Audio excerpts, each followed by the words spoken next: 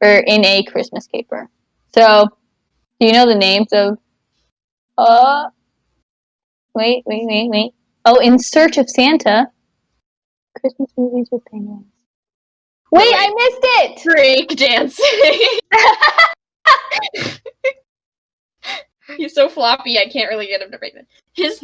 So it's funny because he has a weight here to be the body, and he has weight to be the feet, but there's no weight here. So he like kind of dangles from the waist down. He's just vibing, bro. We wish you a Merry Christmas. We wish you a Merry Christmas. We wish you a Merry Christmas and a Happy New Year. We wish you a Merry Christmas. We wish you a Merry Christmas. We wish you a Merry Christmas and a Happy New Year. Oh, look at that! Mr. Schnee is welcoming us back to the channel. Hello, Mr. Schnee, and welcome to all of you back to our Awkward Squad Reviews channel. Yay, welcome back. You survived our other videos. Maybe this happens to be your first video. Maybe. It'd be a strange video to start on, but no judging. It will be, especially because we are talking about the 2000 Grinch movie. How the Grinch Stole Christmas. 10 out of 10 transition, Eva. Yeah, thank you. We are getting into the holiday spirit and watching Christmas movies. So we thought that it might be interesting to watch the 3 Grinch movies. So we have the original How the Grinch Stole Christmas. It was 1966, I believe. And we did our review and reaction for that. So go up to the info card. Here, there, somewhere. Go that way. I think it's that way. My left. I don't know if Mr. Schnee is pointing the correct way. He's pointing in the wrong direction. Okay, it's this way. So we decided it would be a really fun idea to do a comparison of all 3 Grinch movies. So we started with the How the Grinch Stole Christmas 1966 movie, and we are just now finished the reaction to How the Grinch Stole Christmas, the 2000 movie with Jim Carrey. Check it out up there. Yep, check it out up there in the info card. Our reaction is going to pop up there. And now we are going to review that movie. All right, let's get started. So our first topic that we picked was to talk about the costume and makeup for this movie. So, Rebecca and Mr. Schnee, what did you guys think of the costume and makeup in this movie? Well, we thought it was very impressive, and I think she pointed out in the movie that they got an award for that, and I'm not surprised. It's not something that I've thought about much in the past, because in the past I was a child, and I didn't consider that sort of thing. I just thought that they looked weird. But I can appreciate how much work had to have gone into not only on the part of like the makeup artists who did an amazing job at making it not look real, I would say, but like, I mean, obviously, like, you don't look at that and think it's real, but like looking at it and it making it look like natural, like it could be real. Yeah, like you couldn't see where the mask ended and the actual face began. But also kudos to the actors who had to deal with wearing those, because that must have been a pain, and talking through them as well. Yeah. True, what did you think? Well, I agree with Rebecca. I think the costume and makeup department really kicked it out of the park. Like I mentioned before, I think they got an Oscar for it. And, you know, like, I agree it didn't look real, but it looked very, like they brought the cartoon and the books to life. And that's, like, the most important thing. That's the best thing they did in this movie, hands down. Yeah. And that leads us to the casting of Jim Carrey as the Grinch. I think that was a pretty impressive choice. Oh, he did such he just really fits those like slightly wacky characters. Like we were talking about, he did the Riddler, and those things, he got like a lot of those mannerisms, like the talking out of his mouth, talking out of his mouth. Wow, talking out of the side of his mouth at times. Like he'd talk like this instead of talking normally, which was totally something that like the Grinch in like the original movie did. And it just fits the character, and he really like brought that, like the wacky movements and just the mannerisms were perfect. So whoever had the idea of casting him for the Grinch was very correct. That was the perfect casting. I can't imagine someone doing that better. Yeah, I have to wonder if they didn't plan it for him. Like, I feel like knowing what I know now and like seeing him already in the movie and, you know, how he is, right? I feel like in the making of this movie, I wonder if there was even a question. Like, should we pick Jim Carrey? No, you know what? I was really considering Russell Crowe. You know, maybe that would be a good idea. You know, something like that. You know, maybe Helena Bonham Carter. Maybe. Who knows? You know, I think she would have been a good Grinch. But, you know, there was a question. That's true. But I wonder if there was even a question, especially because, you know, hindsight being what it is, and you look back and you're like, yeah, this is like a perfect choice. But I wonder in the making if they had a doubt, maybe he might go too far. Maybe it's maybe too much for the Grinch. Maybe it's not enough. You know, so the point is, we all agree that Jim Carrey was very good casting, and that he nailed the Grinch. Yes. Yeah. But also, Mr. Schnee agrees. Chris Schnee, everybody, thank you. All right. But that is a kind of good segue, talking about Jim Carrey, you know, the good casting of Jim Carrey.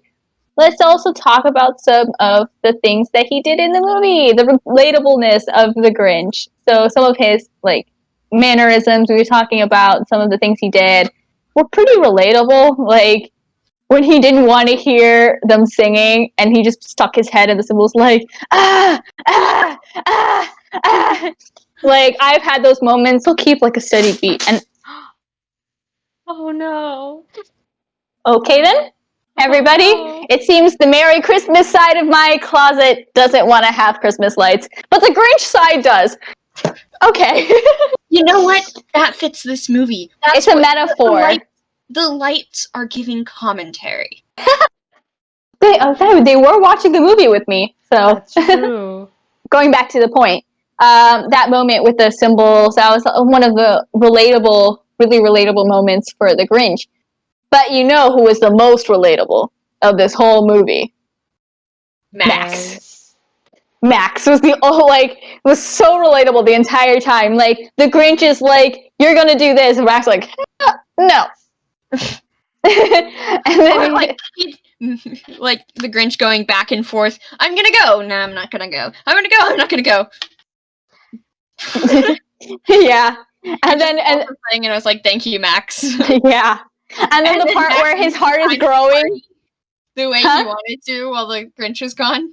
Oh, yeah. Right? No, but I think my favorite Max moment. Did you hear the song, though? The song was, like, talking about a dog's Christmas and, like, oh, yeah, stealing the roast beef from, like, the people and everything. Wow. And I was like, that's great. I love that the movie creators took the time to make a Christmas song for dogs just for that specific scene. Yes. Yeah. No, I think that makes it more special, you know. But no, but I was gonna say my favorite part was with Max, when the Grinch's heart is growing. He's like, like almost like he's having a heart attack, and he's like rolling everywhere, and Max is just sitting there unimpressed, like, okay, is this done? Are you good? You done? No? Okay. Keep going. Keep going. But along with the relatableness of Max, right, our third main character was Cindy Lou Who.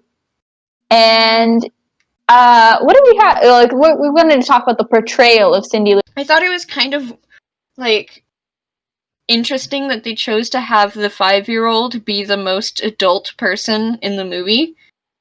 Because Yeah. we're going to talk about this later, but the whole, like, childish versus...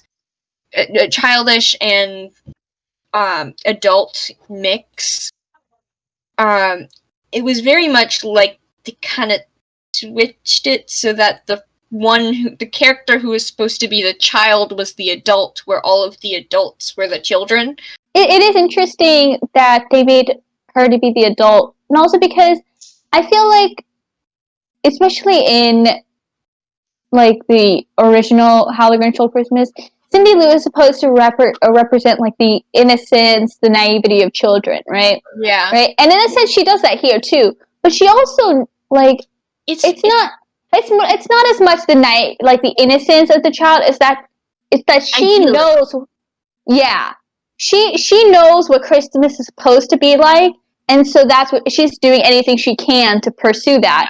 Versus the original is more like she just doesn't understand. This is Christmas. Christmas is a special time with family, friends, like that. Yeah, and I think that ties in perfectly to like the next topic, which is like the commercialization of Christmas and how this movie comments on that, as well as like the character development of the entire town and the Grinch along with it. So yeah, we see that in the town, they're so. I mean, and to be fair, this is kind of how a lot of people are today. Yes. It's very much social commentary. Yeah. They're so wrapped up in the business of Christmas, right? So and a lot of businesses wouldn't survive if it wasn't for the Christmas time of year. Yeah, but I'm not talking about like that. I'm talking about like the people, like the consumer aspect of it. Like the people are busy, oh, we have to do this, we have to do this, we have to do this. All right, make sure we got the presents, we go do this, we have to go do this, right? And you don't take time to appreciate, like one of the things we were talking about during Thanksgiving, which I won't tell you when that was, guys. Yeah. But one of the things that I was telling my parents, that I was thankful for is that during this COVID-19, so I have a friend who goes to my church, and she and her family are actually from Chicago, but she came down here for school. And when COVID first started, she was, here for a long time until she managed to get a flight back. And so for me, I don't live far away. I live an hour away from our campus. And, I was really thankful that I could spend this time with, my parents and, my brother, because this is, like, imagine if I was in, like, New York or something, far away, there's no way I can get home, right? So I can be with my family and also understanding, and especially because I have that friend who couldn't go immediately home like I did, right? That it made me put into perspective the ability that I have to be with my family, which is something that the townspeople didn't understand, right? So they didn't think about the fact that they have their families, they have their homes, they have a lot of things to be thankful for. And once you forget what you have to be thankful for, it becomes really easy to do what the Who's were doing, and forget about the Christmas spirit and being with your friends and becoming that commercialized, like, I have this to do, I have this to do, I have this to do. And then you're talking about how the Mayor Mayhew was the one who won the Christmas cheer thing every year, because he embodies that commercialism of Christmas. And even you even had that moment where, as he was proposing to Martha May, he goes, and if you accept, you'll get this brand new car. The price is right up in there. Yeah. But by the end, we see the development that took place. But him. And everybody but him. There's always that one guy. But then we also had some character development in the Grinch. I don't want to talk about her. She's weird. He was like, yeah. Yeah. one thing I appreciated about the Grinch's character development is that it wasn't quite the switch that it's shown to be in the original, because it's more realistic. You know, in the original, it's just suddenly, oh yes, I realize what Christmas is about, I'm a good person. Whereas in the movie, I wouldn't say he's like a bad person still, but he hasn't like completely like become a perfectly nice person. He's still got the selfishness on some Like level. when Max Or jumped on him after his heart grew. Like, one step at a time. But that, honestly, I wouldn't want a dog licking my face that much either, because that can be gross. But then there's also that part where, like, he was like, who wants the gizzard? Oh, I do. Too late, it's mine. Yeah. But that one I feel like was more said in jest, so I can't blame that one. But there were other parts where he would. Yeah, but, you know, he's still himself. He didn't, like, become a new person. I did appreciate that. Yeah. Tree? I agree. No, but I do agree. Like you can. So you were talking about like how he still retains like some of the grouchiness of his old self. I want to talk about how he was still like a good person. You know, like throughout the movie, like he, you know, I think he does have a lot of love for his dog Max, even though he was a little bit you know, Not the best. not the best, but you know. So we talked about some of the pre-technical aspects, which is like the costume and makeup and the casting. So that's like pre-production. We talked about the story and the plot, so that is production. But now moving into the post-production, we wanted to talk about how the movie kept our attention, which is interesting.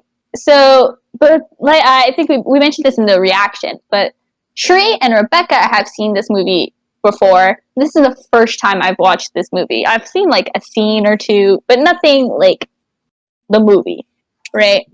And I actually had a little bit of difficulty focusing on the movie. Like, I try to focus on movies so that, because my mindset is that people worked really hard to make this movie, right? There's a lot of money, a lot of time and effort went into this, especially especially now. You know, a couple years ago, I started editing like music videos together, right? And that takes time and effort, and like in editing for this channel, it takes a lot of time. So I really, especially now, really appreciate the work it takes to make a movie, and so I really try to focus. But this one, it was really hard for me to focus on the story.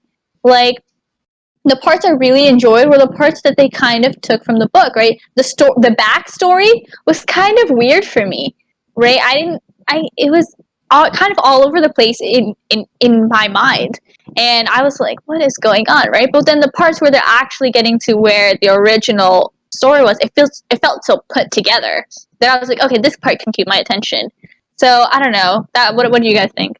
I think that unlike Eva, I do, you know, let my mind wander sometimes because I mean, if I like I'm not like I can't stop my brain from like, you know, paying attention to other things. You know, like I can try to like stay focused, but I'm not gonna like, you know, force my brain, oh, you have to watch this movie. So for me, like most rom-coms and kid movies, like I will have my mind wander a little bit.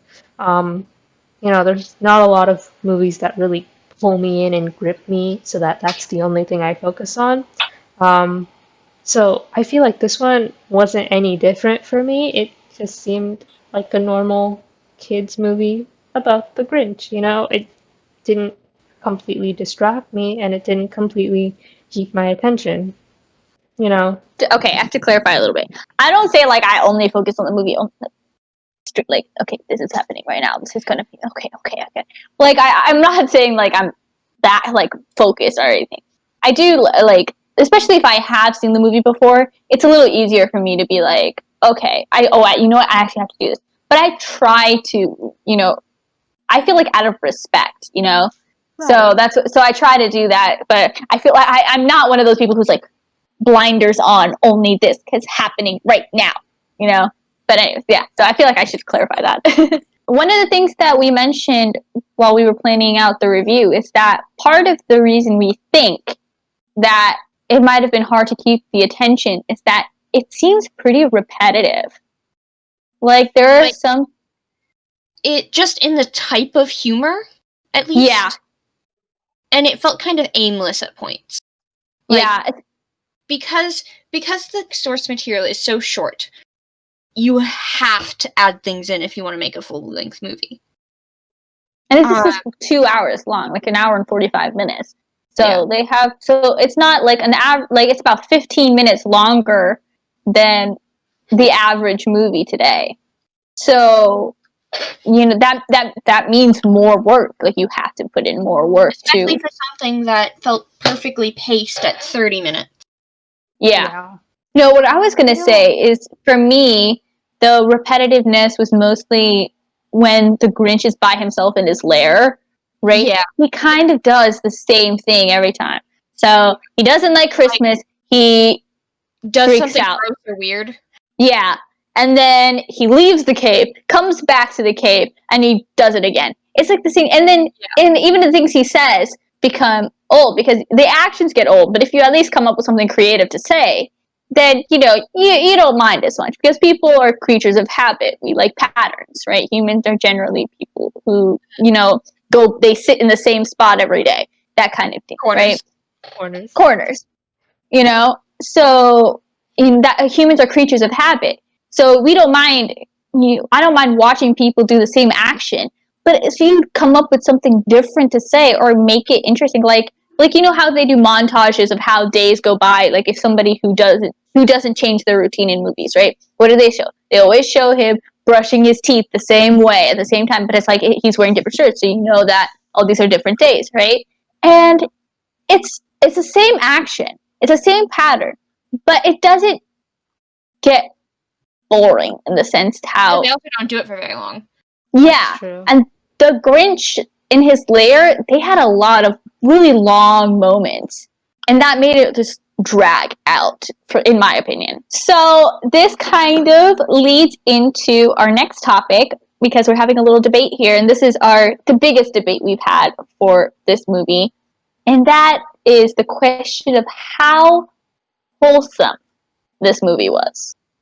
So I'm erring on the side of it's not really. It's a funny movie. I think it's interesting in some parts, but I wouldn't say it's wholesome.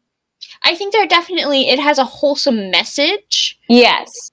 And there are some wholesome moments, but for the most part, I would not. The movie itself. Just because the humor. Yeah. Shri. Okay. Yeah, you State your see my position. disapproving look. So I think, you guys are basing it off like a few moments of like maybe adult-ish humor, but things can be adult and be wholesome at the same time. Like it doesn't have to all be wholesome. childish. Stuffing a man's face in a woman's boobs. That was one moment though, guys. Guys, that was literally one moment. They also made to what we were saying. No, I love green. Oh yeah, I thought that was funny. No, that was.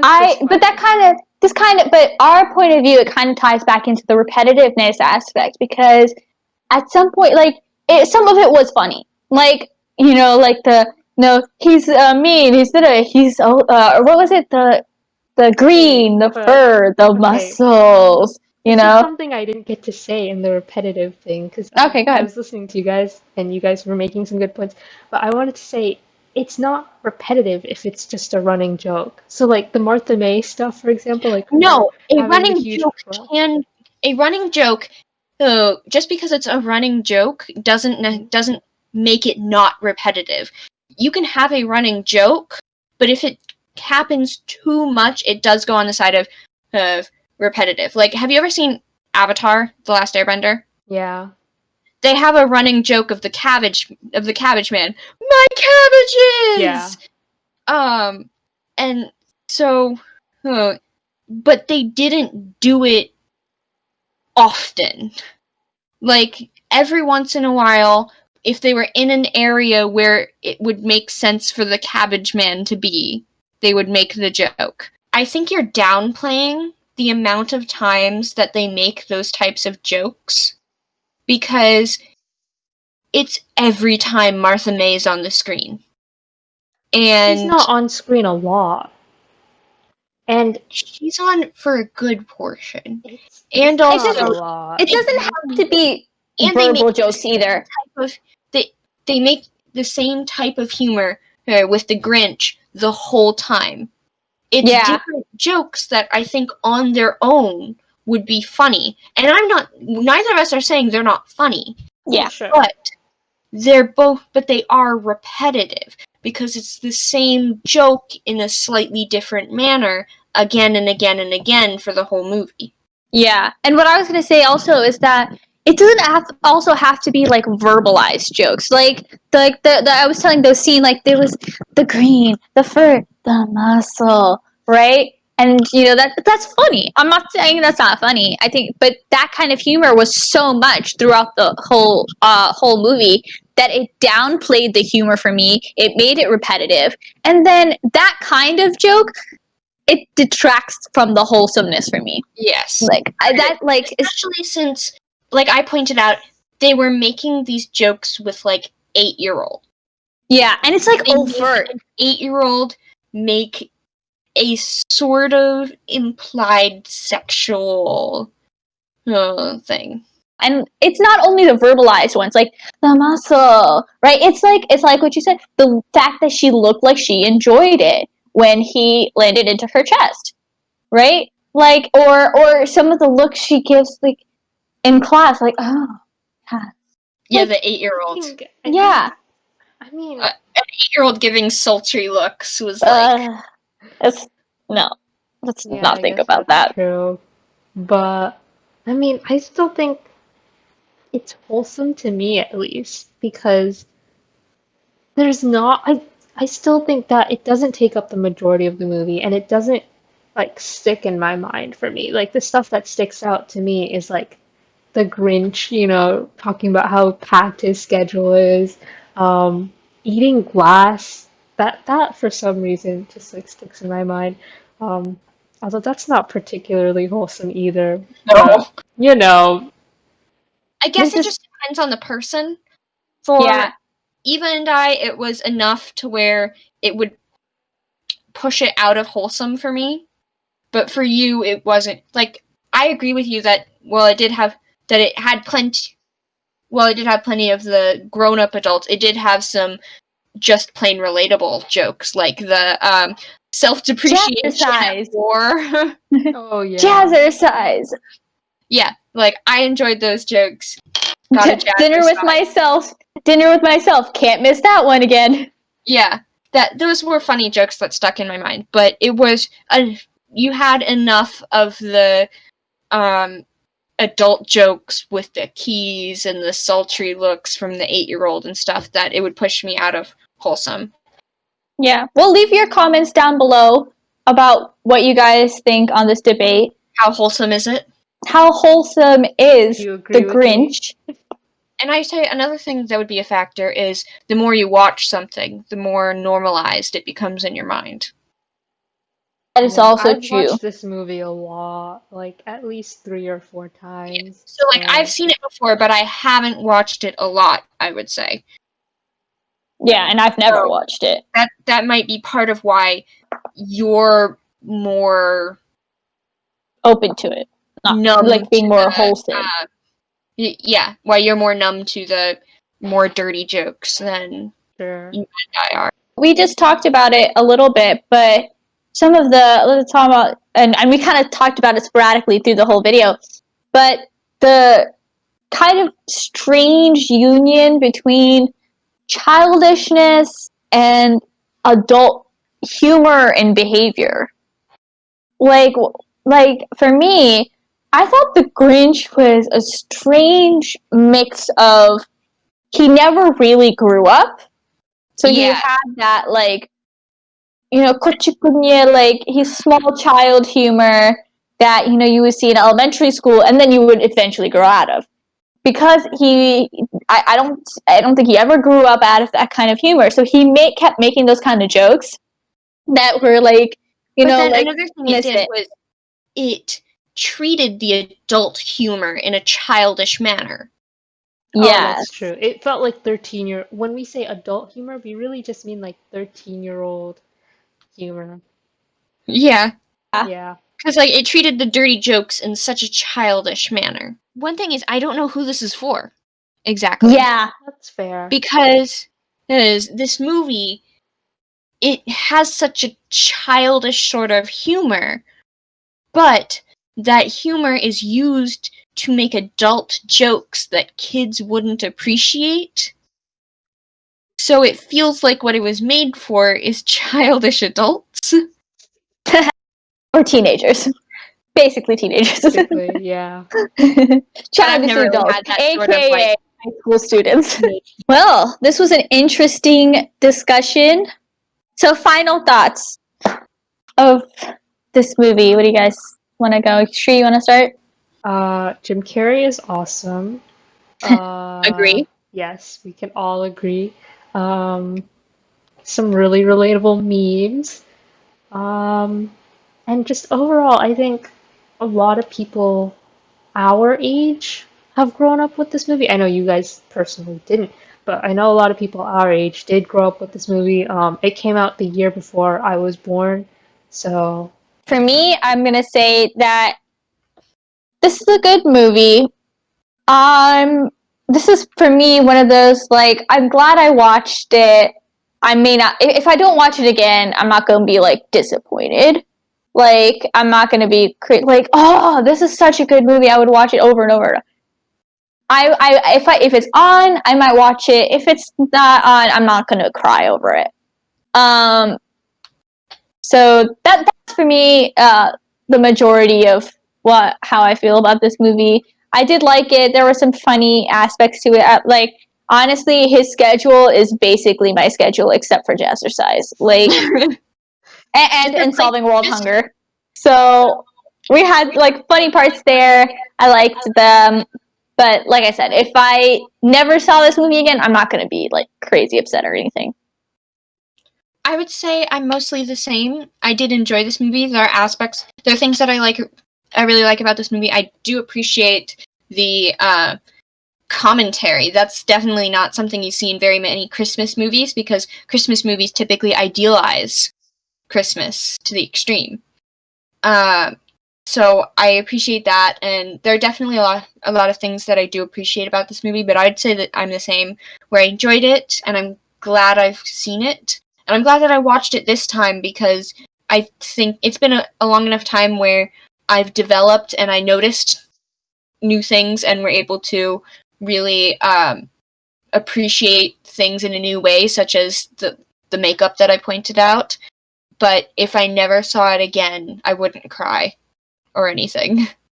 Yeah. Well, thank you guys for sticking around through our review. And Mr. Schnee would like to thank you for coming to one of his holiday movies. If you liked our review, please subscribe first before anything. Please subscribe and hit the bell notification so you know anytime we upload. Be sure to like the video and comment. Our debate was on how wholesome this movie was, but you could talk about other things, like maybe if you thought the Grinch costume was ugly. Feel free. Let us know. Tell us how you felt about it. Well, thank you again for watching, and be sure to check out all of the other videos we have linked up into our in our info card, and come check us out. Look us up. Feel free. Oh, we keep forgetting to mention this, but we also have an Instagram account. So please follow our Instagram account. It's in the description below. Don't worry, you don't have to go that far for it. And check us out there as well. So, We do give information on upcoming videos there. Yes. And there's also a little, Meet the Awkward Squad. So if you want to kind of know how the three of us are, I mean, I'm sure you kind of know who we are and how we act. But if you want to see it in words, check that out too. Bye. Oh, Stuart, say bye. Bye bye.